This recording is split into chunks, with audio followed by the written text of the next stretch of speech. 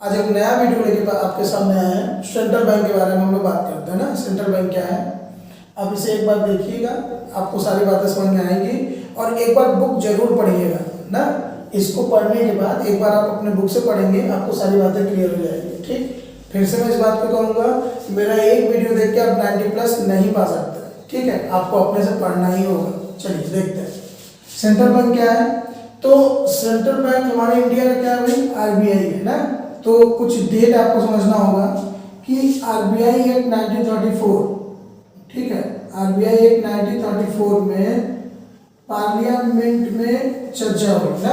Parliament में एक bill pass किया गया, इसी को हम लोग बोलते थे आरबीआई एक्ट 1934। ठीक, कि देश में बैंकिंग सिस्टम को कैसे, बैंकिंग सिस्टम को मैनेज किया जाए, कैसे एक एपेक्स बॉडी बनेगी जो हमारे बैंकों को रेगुलेट करेगी। तो इसके लिए पार्लियामेंट में इस एक्ट को पास किया गया। और 1 अप्रैल 1935 से आरबीआई एग्जिस्टेंस में आ गया, मतलब आरबीआई अपना काम करना शुरू कर दिया। ठीक है, तो आरबीआई क्या था, आरबीआई को इसी एम के साथ एस्टेब्लिश किया गया था, इस एक्ट को इसी तरीके से पास किया गया था कि जितने हमारे क्या फाइनेंशियल डिफिकल्टीज हो रही थी, फाइनेंस को लेकर जितना हेरफेर हो रहे थे, फाइनेंस को मैनेज नहीं हो पा रहे थे, तो आरबीआई बुलाया गया कि आरबीआई क्या करेगा, जितने अपने कंट्री में जितने भी अपने बैंक होंगे, इस बैंकिंग सिस्टम को क्या करेगा, ये सुपरवाइज करेगा, ये रूल्स एंड रेगुलेशन बनाएगा। ठीक है, चलिए, तो अब आरबीआई क्या है, तो आरबीआई के कुछ फंक्शन होते हैं जो आरबीआई के मेन, आरबीआई काम क्या करता है तो उसको समझते हैं। देखिए, सबसे पहला फंक्शन यहाँ बोला गया है करेंसी अथॉरिटी। ठीक, अब करेंसी अथॉरिटी का मतलब कि जितने भी हमारे इकोनॉमी में जितने भी करेंसी हैं,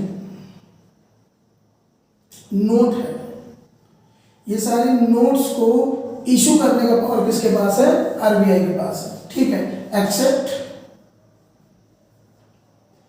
1 रुपीज नोट एंड कॉइन्स। ठीक है, इनको छोड़ के बाकी जितने भी हमारे क्या करेंसी है, 50 रुपए की, 100 रुपए की, 500 रुपए की, 2000 रुपए की, ये सारी करेंसी इशू कौन करता है, आरबीआई इशू करता है। ठीक, गवर्नमेंट को अगर करेंसी को क्या करना होता है, गवर्नमेंट अगर डेफिसिट में होती है, उतने नोट क्या करेगी, आरबीआई से बोल देगी छाप दो। ठीक, अब ऐसा नहीं कि आरबीआई के पास इतनी पावर है कि आरबीआई पूरी नोट ही नोट छाप दे, ऐसा नहीं है। ये गवर्नमेंट के भाई, अब देखिए इसके कुछ फंक्शन में, थर्ड फंक्शन में हमने क्या लिखा है, bankers to the government, second function में लिखा है। इसका मतलब क्या है कि ये गवर्नमेंट का बैंक होता है। अब गवर्नमेंट अपने इकोनॉमी में कितनी करेंसी को इश्यू करना है, कितनी मनी सप्लाई को करना है, वो इंस्ट्रक्ट देती है किसको, आरबीआई को। आरबीआई क्या करती है, उसको छापती है। ठीक, आरबीआई के पावर यही करेंसी को छापने। ठीक है, दूसरा फंक्शन हम लोग क्या देखे थे यहाँ पे, बैंकर्स टू द गवर्नमेंट। तो सेम वही बात, ये गवर्नमेंट का बैंक है।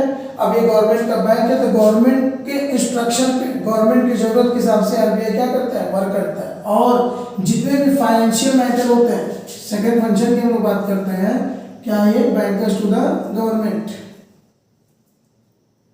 Banker to the government. अब ये गवर्नमेंट का बैंक है, तो ये गवर्नमेंट को फाइनेंशियल मैटर में एडवाइस भी करता है, सलाह भी देता है। जितने भी फाइनेंशियल मैटर होते हैं कि कहाँ से फाइनेंस को कलेक्ट करना है, कहाँ कहाँ फाइनेंस का डिस्ट्रीब्यूशन करना है, ये एडवाइजरी का भी काम करता है। किसके लिए, गवर्नमेंट के लिए। ठीक, इसलिए इसको क्या बोला जाता है, बैंकर्स का, गवर्नमेंट का बैंक बोला जाता है। हमारे जितने पैसे जमा होते हैं कॉमर्शियल बैंक में जमा होते हैं, गवर्नमेंट के सारे पैसे कहाँ जमा होते हैं, बैंक के पास जमा होते हैं। ठीक है, चलिए थर्ड हम लोग बात करते हैं बैंकर्स बैंक, बैंकों का बैंक, पापा है ये सबका, जितने भी कॉमर्शियल बैंक उनका क्या है, ये पप्पा है। तो बैंकर्स बैंक का मतलब क्या है कि जितने भी बैंक होते हैं उनका ये बैंक है, उनको किस तरीके से रेगुलेट करना है, इनको कैसे काम करना है, ये कौन बताएगा, आरबीआई बताता है। ठीक है, आरबीआई का ये फंक्शन है कि बैंकों का बैंक है। ठीक है, नेक्स्ट देखिए क्या है, लेंडर ऑफ लास्ट रिसोर्ट। अब इसका मतलब क्या है, कॉमर्शियल बैंक को अगर कोई फाइनेंशियल डिफिकल्टीज होती है, ठीक है, तो हमें अगर कोई फाइनेंशियल डिफिकल्टीज होती है, बैंक से लोन लेते हैं। अब कॉमर्शियल बैंक को अगर प्रॉब्लम होगी तो कॉमर्शियल बैंक को कौन देने वाला है, आरबीआई देगा। तो यही इसका फंक्शन है, लेंडर ऑफ लास्ट रिसोर्ट। ठीक, अब यहाँ पे देखिए क्या है ना कि आरबीआई को रेगुलेट के साथ साथ क्या करना है, इन बैंकों की क्रेडिट को भी मेंटेन करना है। इन बैंकों की मार्केट में साख गुडविल को भी मेंटेन करना है। अगर आप ही सोचिए, आप किसी कॉमर्शियल बैंक में जाए, अगर हमारे घर के बगल में पीएनबी है, हम पीएनबी बैंक में जाए और पीएनबी ये बोलेगा हमारे पास पैसा है नहीं आपको देने के लिए, तो वहाँ क्या पीएनबी का भरोसा रहेगा? तो इस भरोसे को मेंटेन करने के लिए आरबीआई क्या करता है, इनकी लास्ट टाइम पे क्या करेगा, मदद करेगा। इनको जब पैसों की जरूरत होगी, इनको फाइनेंशियल डिफिकल्टीज होगी, तो क्या करेगी आरबीआई, मदद करेगी। जैसे एग्जांपल ले लीजिए, कोई फेस्टिवल का टाइम आता है, कोई फेस्टिवल के टाइम में लोग क्या करते हैं, ज़्यादा से ज़्यादा लोग जाके पैसों को विड्रॉ करते हैं। तो उस समय पे कॉमर्शियल बैंक के पास अगर पैसों की जरूरत होती है, पैसे उनके पास नहीं होते हैं, तो वो क्या करती है, आरबीआई से पैसे लेती है। अभी इसके पहले वाले वीडियो में हम बताए थे कि अब जो भी कॉमर्शियल आरबीआई जो होगा कॉमर्शियल बैंक को जितना ही पैसा देगा उस पर कुछ ना कुछ इंटरेस्ट लगाता है, ठीक। वो हम लोग पिछले वीडियो में देखे, उसको आप देखिएगा, आपको पता चलेगा आरबीआई किस इंटरेस्ट रेट पे लोन प्रोवाइड करती है, ठीक है। चलिए पहला हम लोग क्या पढ़े, एक बार फिर से रिपीट करते हैं। करेंसी नोट जितने भी होंगे कौन इशू करेगा, आरबीआई इशू करेगा। RBI is a supreme power to issue currency in the economy. Bankers to the government, ये गवर्नमेंट का बैंक होता है, गवर्नमेंट के फाइनेंशियल मैटर में इसको एडवाइस देता है, गवर्नमेंट को कितने नोट इशू करने हैं इकोनॉमी में ये सजेस्ट करता है। बैंकर्स बैंक सारे बैंकों का बैंक है, सारे बैंकों का पापा है, ये बैंकों की मदद करता है और बैंकों को किस तरीके से सुपरवाइज करना है, किस तरीके से उनको काम करना है, ये बैंकों को इंस्ट्रक्ट करता है। नेक्स्ट हम लोग बात किए थे वेंडर ऑफ लास्ट रिसोर्ट, बैंकों की गुडविल बचाने के लिए, बैंकों की क्रेडिबिलिटी मार्केट में बनाए रखने के लिए, ये मुश्किल टाइम में जब बैंकों की जरूरत होती है ये क्या करता है, लोन प्रोवाइड करता है कमर्शियल बैंक, ठीक है। चलिए नेक्स्ट हम लोग कहते हैं controller of credit and money supply होगा, controller of credit and money supply ना, तो इसमें देखना है हम लोगों को आरबीआई कंट्रोल करता है मनी सप्लाई को, ठीक। अब देखिए दो केस हो सकते हैं हमारी इकोनॉमी में, या तो इन्फ्लेशन का केस हो सकता है और या तो डिफ्लेशन का केस हो सकता है, ठीक। इन्फ्लेशन में क्या होगा कि हमारी डिमांड जो होगी वो ज़्यादा होगी, हमारी सप्लाई कम होगी, और वाइस वर्सा यहाँ पे क्या होगी, डिमांड से ज़्यादा क्या हो जाएगी, सप्लाई हो जाएगी, ठीक। दोनों कंडीशन हमारे लिए खराब है, ठीक। अब आरबीआई क्या करती है भाई, गवर्नमेंट का बैंक है ये, गवर्नमेंट बॉडी है ये, तो ये गवर्नमेंट को इंस्ट्रक्ट करेगी, गवर्नमेंट को बताएगी भाई इन्फ्लेशन कैसे कंट्रोल किया जाए, डिफ्लेशन कैसे कंट्रोल किया जाए। तो दो मेजर है आरबीआई के पास, दो तरीके हैं आरबीआई के पास कि आरबीआई कैसे कंट्रोल करती है मनी सप्लाई, ठीक है। देखिए सबसे पहला क्वांटिटेटिव मेजर और दूसरा है क्वालिटेटिव मेजर ना। क्वांटिटेटिव मेजर के बारे में हम लोग बात करेंगे, तो यहाँ जैसे बैंक रेट है, रेपो रेट है, सीआरआर है, एसएलआर है, रिवर्स रेपो रेट है और ओपन मार्केट ऑपरेशन, ठीक। अब इन बातों से हम लोगों को समझना है, छोटी सी बात है कि कैसे क्रेडिट कंट्रोल होगा, यानी मनी सप्लाई को कैसे कंट्रोल करना है, ठीक है। चलिए देखते हैं। अब जैसे हमने क्या कहा था, सीआरआर और एसएलआर को दोनों को मिला के हम लोग क्या बोल सकते हैं, एलआरआर बोल रहे हैं, ठीक। अब देखिए जैसे मान लीजिए कॉमर्शियल बैंक के पास 1000 रुपीज की टोटल डिपॉजिट है, ठीक। अब अगर एलआरआर है हमारे पास, एलआरआर का परसेंटेज था आरबीआई के द्वारा 20%, मिला के बात कर रहे हैं, चाहे सीआरआर को लेना चाहे एसएलआर, दोनों को मिला दिए 20% था, तो 1000 का 20% यानी कि 200 रुपये तो रिजर्व में कट गया। अब मनी सप्लाई कितनी की हो रही है यहाँ पे, मनी सप्लाई होगी यहाँ पे 800 की, ठीक है। ये बात समझ में आ रही है। बैंक के पास कितने पैसे थे, 1000 रुपीज थे। अब यहाँ पे जो लीगल रिजर्व रेशियो था 20%, दोनों को मिला के सीआरआर है एसएलआर को मिला के 20%, यानी 200 का रिजर्व हो गया, बचा कितना 800 रुपए। अब यही 800 जो सरप्लस है बैंक के पास वो क्या करेगा, सप्लाई करेगा मार्केट में, ठीक है। अब देखिए दोनों केस में, अगर इन्फ्लेशन के केस में हमको देखना है तो इन्फ्लेशन के केस में हमको क्या करना है, मनी सप्लाई को कम करना है, ठीक। और डिफ्लेशन के केस में क्या करना है, मनी सप्लाई को बढ़ाना है। अब कैसे, आप ही बताइए। डिमांड ज़्यादा है, डिमांड कब ज़्यादा होगी, जब लोगों के पास पैसे होंगे ना, तो जब मनी सप्लाई ज़्यादा होगी मार्केट में तभी तो इन्फ्लेशन हो रहा है। तो हम क्या करेंगे, मनी सप्लाई को कम कर देंगे, ऑटोमेटिक डिमांड कम हो जाएगी, इन्फ्लेशन कंट्रोल हो जाएगा। अब देखिए कंट्रोल कैसे करना है ना। अब अगर यही जो लीगल रिजर्व रेशियो है, ठीक, यानी हम किसकी बात करें, सीआरआर और एसआरआर को बढ़ा दिया जाए, अगर इसको 40% कर दिया जाए, अगर गवर्नमेंट, भाई आरबीआई के हाथ में ही पावर है, सीआरआर और एसआरआर को बढ़ा सकती है या घटा सकती है, आरबीआई के पास पावर है, तो आरबीआई इस पावर का यूज करती है इन्फ्लेशन के केस में, और मान लिया जाए कि एलआरआर को 40% कर देती है, यानी इस 1000 में 400 रुपीज क्या हो गए, रिजर्व हो गए, बाकी कितने पैसे बचे 600, यानी मनी सप्लाई देखिए क्या हो गई 800 से कितनी हो गई 600 हो गई। ठीक, अब सारे बैंक जितने इकोनॉमी में बैंक हैं, अगर आरबीआई यहाँ पे एलआरआर को बढ़ा देगी, मनी सप्लाई क्या हो जाएगी, कम हो जाएगी। डिफ्लेशन के केस में क्या करेगी, जस्ट उल्टा हो जाएगा कि आरबीआई क्या करेगी, लीगल रिजर्व रेशियो का जो परसेंटेज होगा उसको कम कर देगी, जिससे ज्यादा से ज्यादा पैसा मार्केट में जाएगा और डिफ्लेशन कंट्रोल हो जाएगा।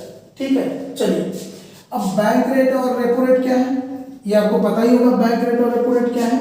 अगर आपको नहीं पता है तो मेरी एक वीडियो है उसमें आप देख लीजिएगा कि बैंक रेट क्या होता है, रेपो रेट क्या होता है ना। अब आज इसके बारे में इसमें बताएंगे, बहुत लेंदी हो जाएगी वीडियो। चलिए, तो अगर बैंक रेट क्या होता है, बैंक रेट का मतलब कि इंटरेस्ट जो होता है, interest charge by RBI. RBI क्या कर रही है, इंटरेस्ट चार्ज कर रही है किसके ऊपर, कमर्शियल बैंक्स के ऊपर, कमर्शियल बैंक के ऊपर। ठीक है, अब आरबीआई इंटरेस्ट रेट चार्ज की किसके ऊपर, कमर्शियल बैंक के ऊपर। अब सपोज कि अगर कमर्शियल बैंक 1000 रुपीज आरबीआई से एज ए लोन लिए, ठीक, अब आरबीआई बोल रही है कि 10% का इस पे इंटरेस्ट लगा रहे हैं। ठीक है, तो 1000 रुपये का आरबीआई ने लोन दिया, 10% का इंटरेस्ट लगाया, तो यानी 10% इसका हो गया 100, ये हो गया 1100।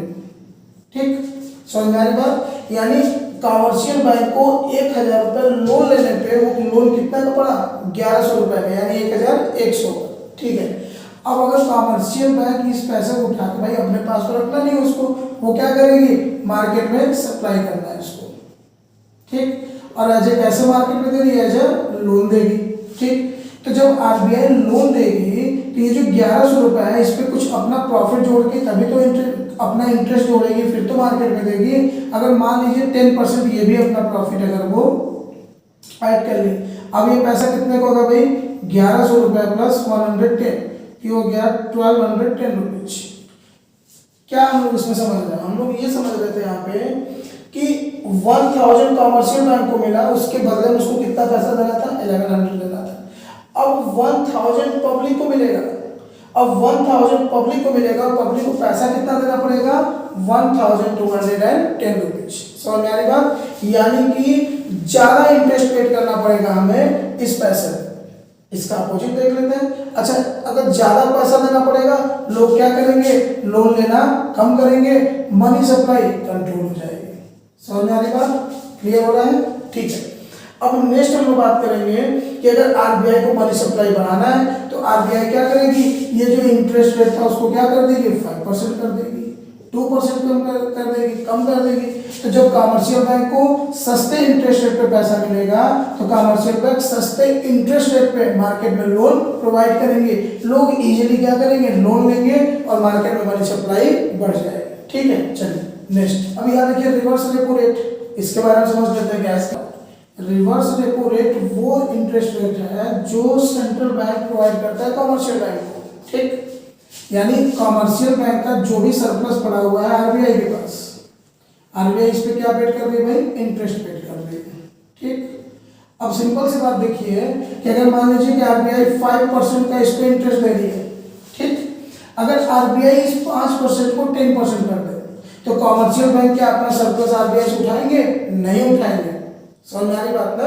अगर रिवर्स रेपो रेट का मतलब वो रेट होता है जिस रेट पे आरबीआई पे करती है इंटरेस्ट किसको, कमर्शियल बैंक को। अगर आरबीआई रेपो रेट को बढ़ा देगी तो कमर्शियल बैंक अपना पैसा विड्रॉ नहीं करेंगे, और जब कमर्शियल बैंक अपना पैसा विड्रॉ नहीं करेंगे तो इनके पास सरप्लस नहीं रहेगा और ये मनी सप्लाई को क्या करेंगे, कम कर देंगे। ठीक, अपोजिट में अगर रिवर्स रेपो रेट को घटा दिया आरबीआई, अगर 5% से 3% कर दी, कमर्शियल बैंक पैसा क्या करेंगे, अपना विड्रॉ करेंगे, मार्केट में पैसा आएगा और मनी सप्लाई इंक्रीज कर जाएगी। ठीक है, तो अब ये देखिए क्वालिटेटिव मेजर में bank rate, repo rate, CRR, SRR and reverse repo rate को हम लोग समझ गए। ठीक, अब हम लोग को लास्ट इसमें समझना है ओपन मार्केट ऑपरेशन, और इसके बारे में थोड़ा अच्छे से समझिएगा क्योंकि ये 2 नंबर या 3 नंबर में ये क्वेश्चन पूछ देता है, what do you mean by open market operation of central bank या आरबीआई का। चलिए इसको देखते हैं।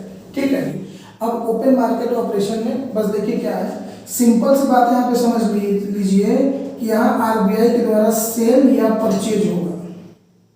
आरबीआई सेल या परचेज करेंगे किसको, गवर्नमेंट सिक्योरिटीज को। ठीक है। अब इसी टर्म से आपको समझ जाना है कि ओपन मार्केट ऑपरेशन क्या है। ठीक, आरबीआई क्या करेगी, सेल या परचेज करेगी गवर्नमेंट सिक्योरिटीज को। ठीक है, अब देखिए आरबीआई, अब यहाँ पे हम रखना है कॉमर्शियल बैंक और यहाँ पे रखना है पब्लिक। ठीक, चलिए अब यहाँ पे सब बात अब समझना है, पब्लिक का पैसा किसके पास है, कॉमर्शियल बैंक के पास है। ठीक, देखिए आरबीआई क्या करेगी, सेल करेगी। मान लीजिए आरबीआई अगर गवर्नमेंट सिक्योरिटी को सेल करेगी तो पब्लिक क्या करेगी, उसे खरीदेगी। पब्लिक क्या करेगी, इसे परचेज करेगी। अब पब्लिक परचेज कैसे करेगी, कॉमर्शियल बैंक से अपना पैसा विड्रॉ कर लेगी। ठीक, क्या बताया हमने कि अगर आरबीआई क्या करेगी, गवर्नमेंट की सिक्योरिटी को सेल करेगी, खरीदने वाले कौन है, पब्लिक खरीदेगी। पब्लिक इसकी सिक्योरिटी को खरीदने के लिए अपने पैसे जो उसने कॉमर्शियल बैंक में रखे थे वहां से पैसे क्या कर लेगी, विड्रॉ कर लेगी। अब कॉमर्शियल बैंक के पास पैसे नहीं रहेंगे, मनी सप्लाई क्या हो जाएगी, कम हो जाएगी या कंट्रोल हो जाएगी। समझ में आ रही बात। देखिए मेन हमको क्या करना है, मनी सप्लाई को कंट्रोल करना है, मनी सप्लाई को बढ़ाना है। अगर इन्फ्लेशन है तो मनी सप्लाई को क्या करना है, कंट्रोल करना है, कम करना है। डिफ्लेशन है तो मनी सप्लाई को बढ़ा देना। ठीक है, अगर मान लीजिए आरबीआई परचेज करे,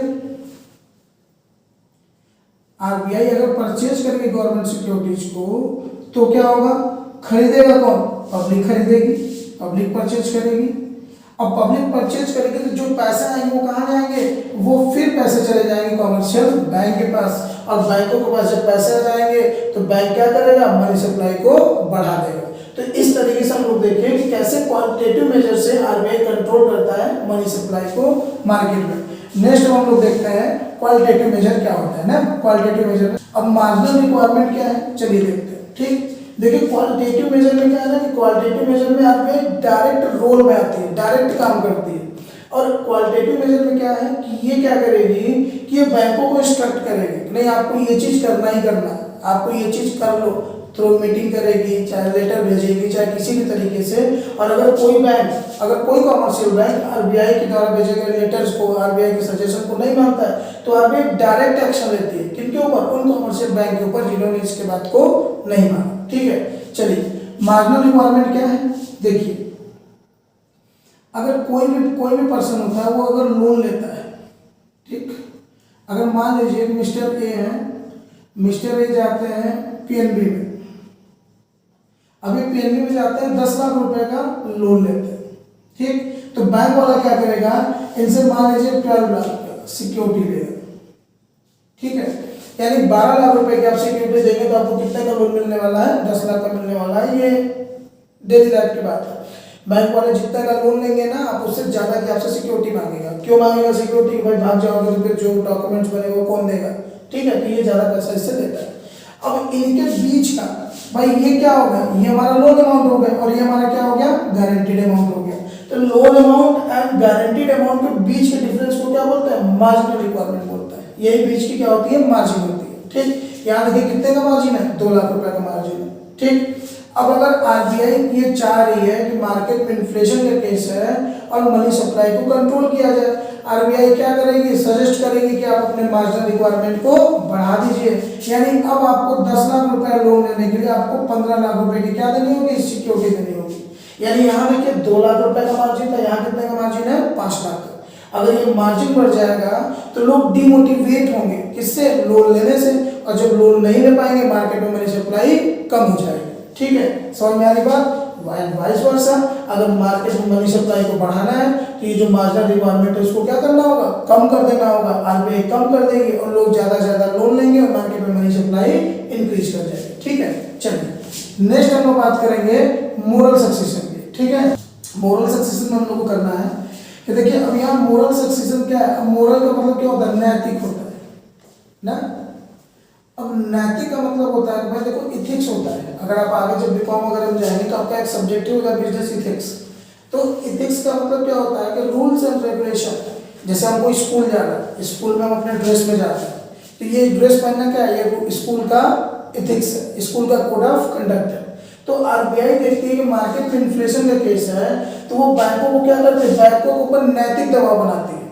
मीटिंग लेगी, उनको लेटर भेजेगी, किसी भी तरह से उनको इन्फॉर्म करेगी बैंकों को कि आपकी ये नैतिक जिम्मेदारी है कि मार्केट में मनी सप्लाई को क्या कर दिया जाए, कम कर दिया जाए। तो ये क्या करते हैं कि अब इन बैंकों को, अब जितने भी कॉमर्शियल बैंक हैं भाई, कॉमर्शियल बैंक को तो बात माननी ही पड़ेगी आरबीआई की, ठीक है। तो मोरल सक्सीजन में बस इतना ही समझना है हमको कि क्या करेगा आरबीआई, एक मोरल टाइप से क्या करेगा, मोरल तरीके से उनको बाउंड करेगा, मोरल तरीके से उनको रोकेगा, यानी आप क्या कीजिए, लोन मत दीजिए। और इसके उल्टे केस में क्या करेगा कि आरबीआई बता देगा भाई मार्केट में कंडीशन क्या है, उस कंडीशन के अकॉर्डिंग आप अपनी मनी सप्लाई को बढ़ाइए या कम कर दीजिए, ठीक है। चलिए नेक्स्ट है क्रेडिट कंट्रोल।